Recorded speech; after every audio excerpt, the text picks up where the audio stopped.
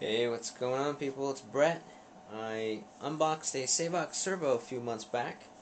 It was a high voltage 1267 SG. I had two of them that were going to go into this MBX6. And somebody in the comments asked me to do a servo test. So I'm going to do that for you now. The servo is 0.09 speed. And it delivers 291 ounces of torque at 7.4 volts. It's not 6 volts because it is high voltage. So I'm going to go full throw here, left and right, pretty fast. I'm going to try to get my radio in the mix. So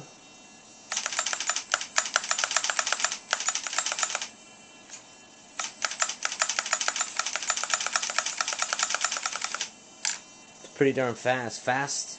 As fast as I can go left to right.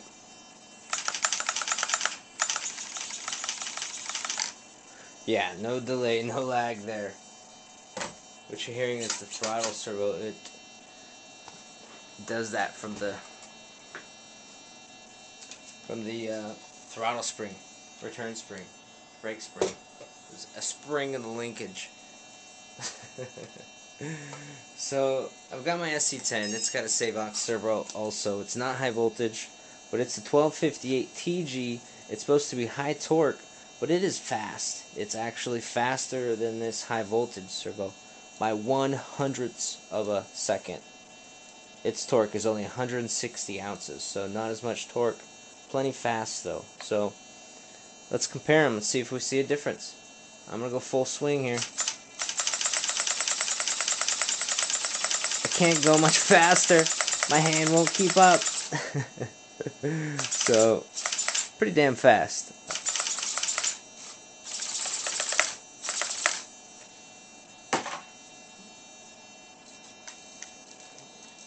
Okay, how do I do this?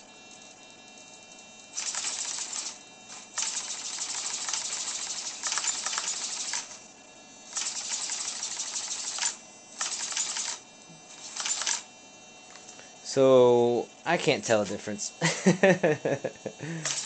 But both batteries are fully charged. Both servos are extremely fast. Again, this guy's high voltage. It's running off full 7.4 volts. That guy's only 6 volts. But the torque is where the difference is. That I'm not going to try to test. So I thought I might as well show you the rest of the electronics, what I've got going on here. It required a LiPo and a special cable I had to make to charge this dude. But before I get ahead of myself, like I said, two high voltage servos. There's no regulator here. They're just going straight into the receiver. Because it is a LiPo, it's a dangerous battery pack. When I hooked all this up, I bought this voltage LED indicator, and that's all it does. It's not a regulator. It just displays the voltage of the pack. It's got 10 LEDs, half are green, half are red. I'll plug that in here in a moment and show you what it looks like. It's going to look like all LEDs are lit. I'll spare you the suspense. But before I get to that, I wanted to mention that inside here is a ProTech battery pack. It is a 2-cell 2300 milliamps, and it lasts all day. It is a killer pack, and I can run all day for the most part, hours, and it keeps on going. I did wrap it here, as you can see, in some electrical tape. It's just white tape, black tape, it doesn't matter. But I wanted to point out that there are rub marks on the tape, spots where things are getting worn. That looks like a pretty bad spot right there. But there are many spots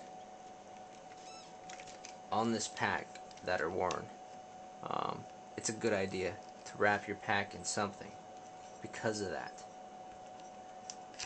I'll just put that dude there. But let me plug in this LED indicator and we'll see what we got. Let's see, where's the nip down? I got one extra spot here. My receiver is packed. Having a transponder in there. Okay, she's in there. If you have an MBX6, you know there's a little rubber band here that seals up everything. So I had pulled that dude out and it wrapped around. And so what I did is I had it sitting here. Let me take this off. So I went to a big race and erased the snot out of this thing. And in doing so, the silicone that I used to secure that LED indicator, it gave. And so this LED indicator in my main was flopping around. I didn't know until afterwards, but that's dangerous. So I've cut a hole in this guy, and basically it just sat like that. And that's what it looked like, and it looked cool. And it's a good way to know what your voltage is in your pack, because these packs can be dangerous. But anyways, this thing is sweet. Let's turn it on, see what it looks like. Shabam! So, if you're getting down to the red, turn your car off.